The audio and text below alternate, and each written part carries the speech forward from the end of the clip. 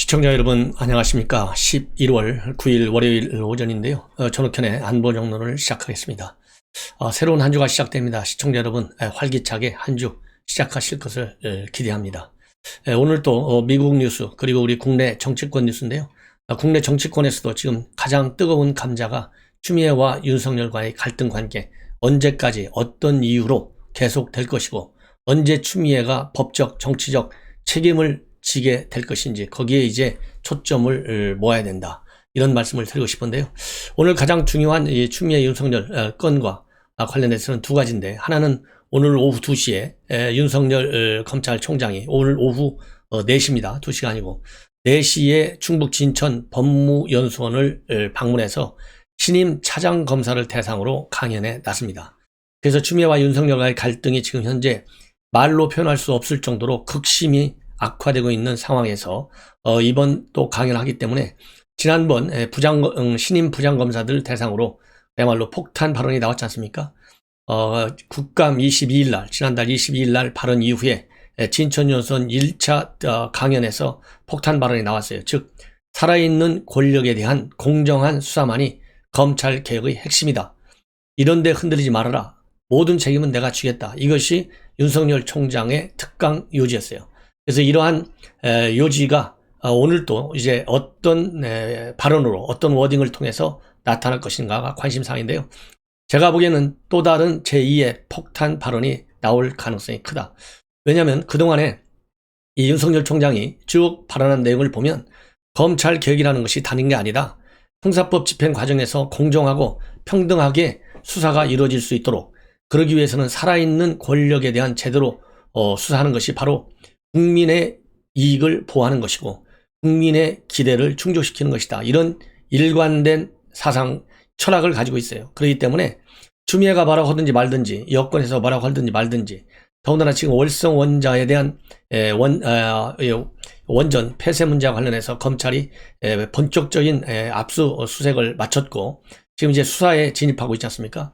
이거에 관해서 여당에서는 음모론으로 보고 있어요. 왜 하필이면 야당이 고발했는데 이렇게 빨리 수사를 하느냐, 엄청난 불만을 가하고 있고, 이러다 보니까 이제는 해임 카드까지 만지작거리고 있다, 이런 보도가 흘러나오고 있거든요.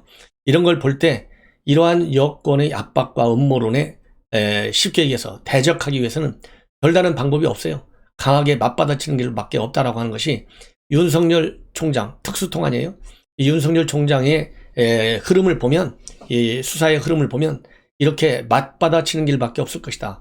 그래서 지난 22일 날 국감에서 여당 의원들, 야당 의원들 뭐라고 하든지 간에 대통령이 내가 임기를 끝까지 채우라고 얘기를 했다.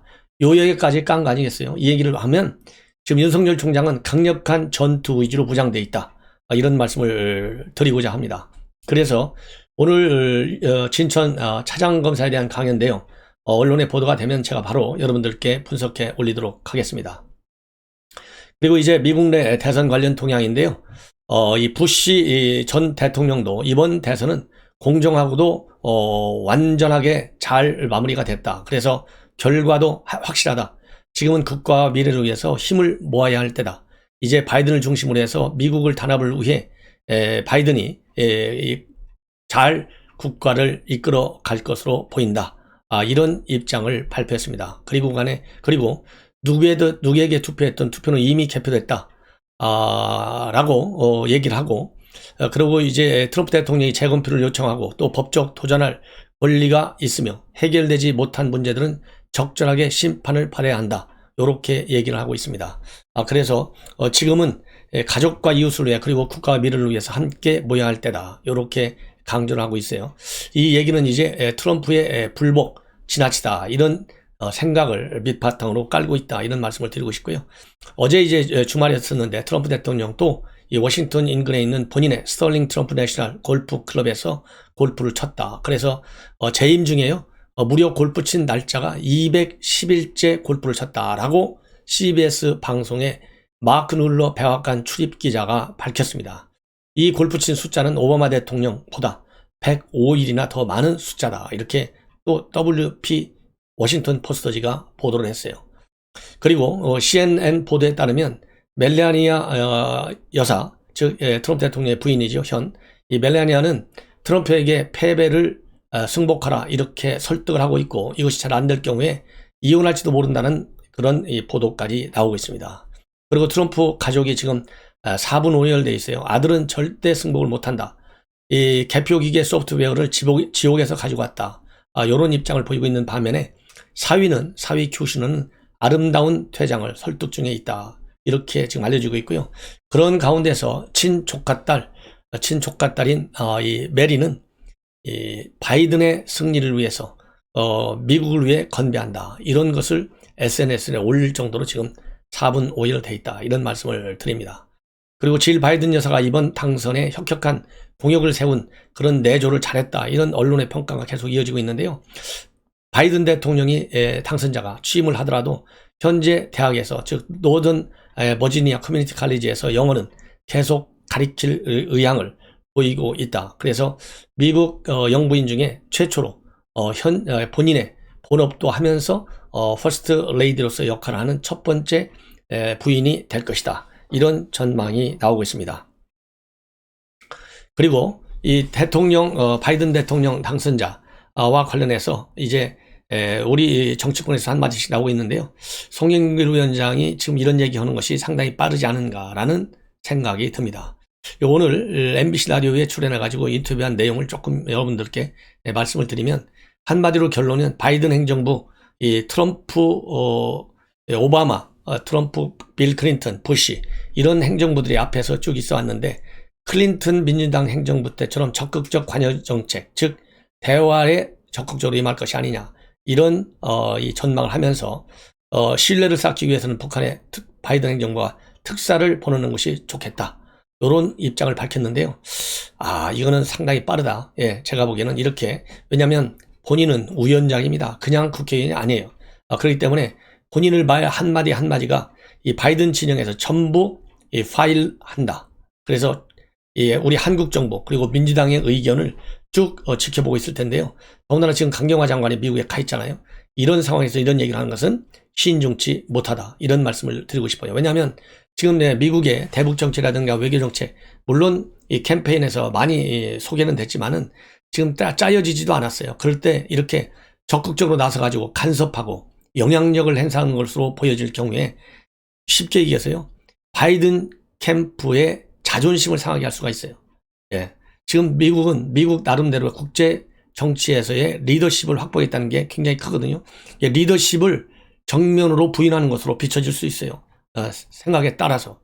그렇기 때문에 이런 얘기를 하는 것은 적절치 않다. 그리고 이 수위를 조정하는 것이 굉장히 필요하다. 이런 말씀을 드리고 싶습니다. 그래서 오늘 그러면 뭐라고 얘기했는지 이 핵심적인 내용 몇 가지만 말씀을 드리면, 오바마 때 전략적 인내 정책이 있었는데 거기로는 돌아가지 않고 클린턴 때의 적극적 관여 정책으로 가도록 해야 된다. 이렇게 해서 가도록 해야 한다. 이렇게 돼 있어요. 가게 해야 된다. 이게 말이 됩니까? 아마 가게 될 가능성도 있다. 이런 쪽으로 방점을 둬야죠. 그리고 또 그 이유로서는 DJ 햇볕 정책을 지지했다 이거죠. 그러나 DJ 햇볕 정책 저는 북한이 핵 무장 국가가 아니었어요. 지금은 완벽한 핵 무장 국가입니다. DJ 때는 핵을 개발하기 시작했어요. 비밀리에. 그래서 그때는 핵무기가 한두 개밖에 안 됐어요. 두세 개. 근데 지금은 많게는 100개까지 보고 있어요. 이 정도로 북한의 이 핵 무장력 수위가 지금 달라지고 있는데, 지금 그래서 DJ 때 햇볕 정책하고 지금의 관용 정책이 됐든 무슨 최고의 압박과 이 관여 정책이 됐든 간에 상황 자체가 달라지고 있어요. 이거를 송영길이가 지금 모르고 있어요. 그러면서 이 송 의원은 이 싱가포르 선언 이것을 진전시켜 나가는 게 바이든은 철학에도 맞지 않은가 싶다. 바이든 철학하고 전혀 맞지 않아요. 이 완전히 사실 왜곡하고 있어요. 바이든은 뭐라고 그러세요? 김정은이하고 지금 쇼하고 있다고 보고 있지 않습니까? 그리고 이런 쇼는 필요 없다고 보고 있어요.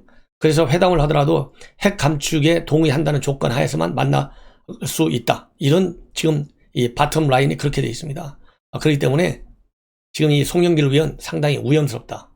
그리고 바이든 당선인이 일관되게 북핵 문제에 대해서 레짐 체인지는 반대했다. 이렇게 되어 있는데요. 이 레짐 체인지 물론 기본적으로는 반대왔어요. 그렇지만은 저는 개인적으로 레짐 체인지도 하나의 이 옵션이 되어야 된다고 하는 것이 저의 생각입니다. 왜? 대화에 있어서 진정으로 핵을 폐기하게 하려면 압박 수단이 있어야 되는데 압박 수단이 지금 마땅치가 않아요. 그렇기 때문에 강력한 군사적인 강공이라는 옵션을 쓰지 못할 바에는 시간이 걸리더라도 암암리에 김정은 체제가 무너지게 하는 장기 전략이 중요한 옵션이어야 된다고 하는 것이 저의 생각입니다. 그래서 이번 이 송영길 의원 그런 위원장으로서 막말을 너무 많이 해가지고 많은 논란이 야기된 바 있는데 상당히 위험스럽다 이런 말씀을 드립니다. 예. 그리고요 또 이제는 국내 문제로 들어와서 이 문재인 대통령의 지지율, 이 부정적 지지율이 역시 50%를 넘고 있고 부정적 지지율 그래서 지난주 50.9에서 50.2 그리고 긍정 지지율은 49.4에서 44.4 계속 빠지고 있어요. 오차 범위 밖으로 벌어지고 있는데 중요한 것은 이 보수 측에서는 조금 오르났는데요. 진보 층에서 상당히 많이 빠지고 있다. 이것은 그만큼 이제 콘크리트 지지층이 무너지고 있다는 산 증거다. 그리고 서울에서 2.4% 떨어져 가지고 하락폭이 굉장히 크다. 이런 말씀을 드립니다. 이 얘기는 이제 레임덕 현상이 오고 있음을 이 지표로도 우리가 느낄 수 있다. 이런 말씀을 드리는데요. 참고로 중도층과 진보층에서 무너지는 비율 굉장히 큽니다. 중도층에서 3.2가 빠지고 진보층에서는 2.3이 빠졌어요. 근데 이게 이해할 수 없는 것이 보수층에서 3.0이 올랐다고 하는데 이것이 이 현 국민의힘에 대한 이 반발 심리에서 나올 수도 있겠지만은 이 상승폭이 지나치게 크다는 측면에서 조금은 이해가 가지 않는다. 이런 말씀을 드리고 싶고 이번 여론조사의 결과를 보면 일단 문재인 정권의 콘크리트 층에서 분열 현상이 나타나고 있다. 이런 데 방점이 있는 것이 아닌가 이렇게 생각이 듭니다. 자 그리고 이제 특활비 문제인데요. 오늘 특활비 여야 의원들이 대검을 방문해서 거기서 대검과 법무부 특활비 그동안에 어떻게 썼는지 직접 현장 검증이 이루어집니다. 그래서 이 팩트 체크를 해보면요. 추미애 장관이 얘기한 거 서울중앙지검에 내려오지 않는다. 우선 이것이 사실이 아닌 것으로 지금 알려지고 있어요. 독식하는 게 아니에요. 내가 대검에서. 전부 다 내려보내고 있고 서울중앙지검에 내려보내는 돈은 다른 모든 서울 전역의 지청, 지검장 그 다음에 수원과 인천 여기를 합친 것보다도 많다. 월 8천만 원 정도가 되고 있다. 그래서 연간으로 따지면 9억이 넘는 돈이 내려가고 있다. 이렇게 나오고 있고요. 그리고 법무부에서도 지금 엄청나게 많은 돈을 쓰고 있어요. 보도에 따라서 한 10억에서 20억 정도 법무부에 배정되어 있는데 과거에는 대검에서 특활비 일체를 배정받으면 대검에서 띄어서 법무부에 줬는데요. 지금은 최근에는 2018년도 이후부터는 아예 법무부에서 자기네가 쓸 돈을 띄워놓고 대검에 내려보내는 것으로 그렇게 알려져 있어요. 그래서 대검 이것은 박상기 전 법무부 장관 때 만들어졌던 그런 이 매뉴얼에 따라서 2018년부터 법무부가 아예 자기들 쓸 돈은 남겨놓고 대검에 내려보낸다. 이것이 사실로 되어 있습니다. 그래서 지금 문제는 뭐냐? 이 본래 특활비라고 하는 것이 정보라든가 수사 업무 중 기밀성이 요구되는 그런 활동과 관련해서 쓰라는 돈이 특활비인데 법무부는 무슨 수사를 하는 데도 아니고 법무부가 무슨 정보 수집하는 기관도 아닌데 왜 이 특활비를 주느냐? 이것은 배정 자체가 불법이다. 그래서 시민단체 법치주의 바로세우기 행동연대에서는요. 어제 특활비 목적에 맞지 않게 사용했다면 위법이다. 그래서 횡령죄, 국고 손실죄 이런 걸로 대검에 수사를 의뢰했어요. 그래서 지금 현재 이 팩트 체크를 해보면 추미애 장관이 이번 국회에서 답변한 대로 검찰총장이 주머니 돈처럼 쓴다. 이것도 사실이 아니에요. 지금 언론 보도를 보면 검찰총장은 일체 특활비에 대해서 만진 적도 없다고 합니다. 뭐라고 되어 있냐면 윤 총장은 과거 국정원 댓글 수사팀장으로 있을 때 특활비가 내려오면 봉투도 뜯지 않고 예산 담당자에게 맡기는 등 직접 특활비를 만진 적도 없다. 요렇게까지 지금 나오고 있습니다. 그리고 이러한 특활비 감찰하라 이런 거와 관련해 가지고요. 지금 몇 가지 문제점이 있는데 이 감찰 지시 너무 우선 잦아요. 그렇기 때문에 이미 이런 감찰권 행사에 관해서 직권 남용이다라고 하는 비판이 지금 따르고 있잖아요.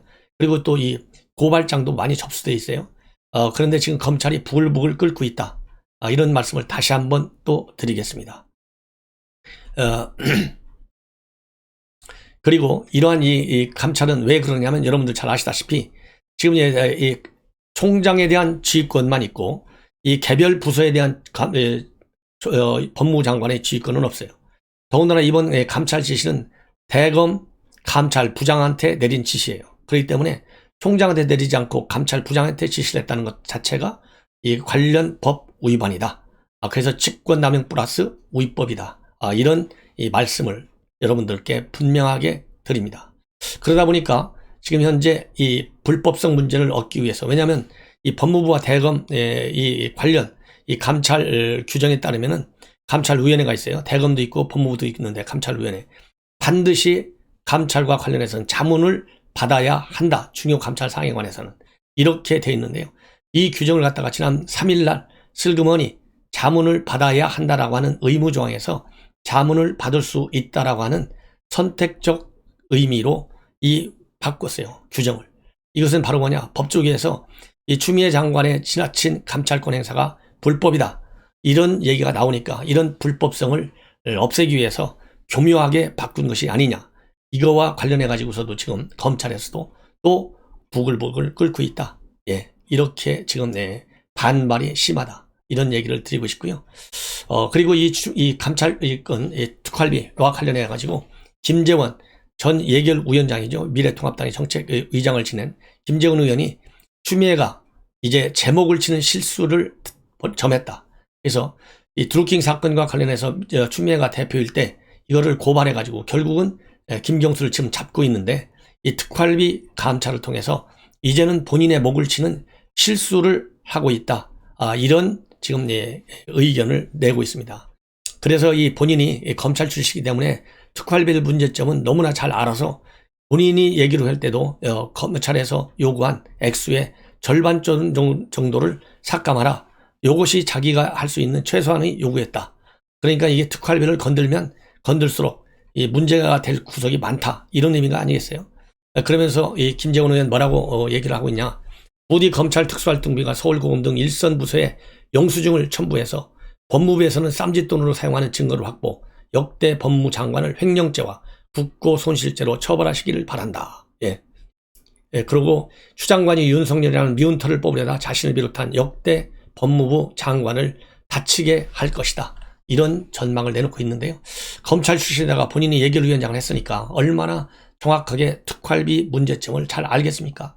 그래서 이 박근혜 대통령 때 국정원장들이 특활비 갖고 전부 영창 갔잖아요. 이 추미애도 마찬가지 꼴이 될 가능성이 충분하지 않나, 이런 말씀을 드립니다. 그리고 이제 이러다 보니까요. 지금 여론조사를 보면 추미애하고 윤석열 지금 충돌하고 있는데 누구 책임이냐? 추미애 책임이라는 것이 36%, 윤석열 책임은 24%, 이렇게 여론조사에서 나오고 있어요. 이런 여론조사를 제대로 지금 추미애가 보고나 있는지 알 수가 없다. 이런 말씀을 드립니다. 그리고 이제 공수처장 후보, 지금 현재 여야가 최종적으로 2명 정도씩을 이제 추천하는 걸로 되어 있어요. 그래서 이 변협에서 3명을 추천했습니다. 방금 속보로 떴는데요.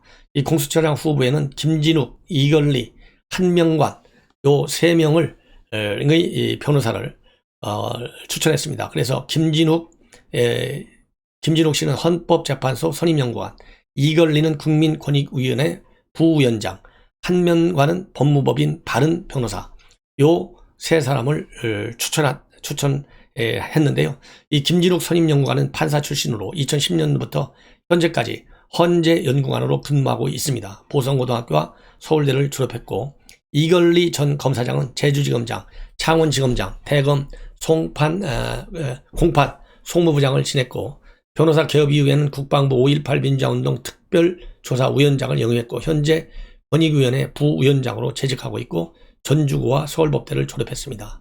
한명관 전 검사장은 대전지검장과 수원지검장, 대검 형사부장을 지냈고 2014년도에 변호사를 개업한 것으로 그렇게 알려지고 있습니다. 이상으로 아침 첫 뉴스를 마치겠습니다. 시청자 여러분들의 많은 성원을 당부드리고요. 꼭 빨간색 구독 버튼 눌러서 많은 구독자를 확보해서 현 문재인 정부를 제대로 비판할 수 있는 대형 유튜버가 될수록 도와주실 것을 다시 한번 부탁드리겠습니다.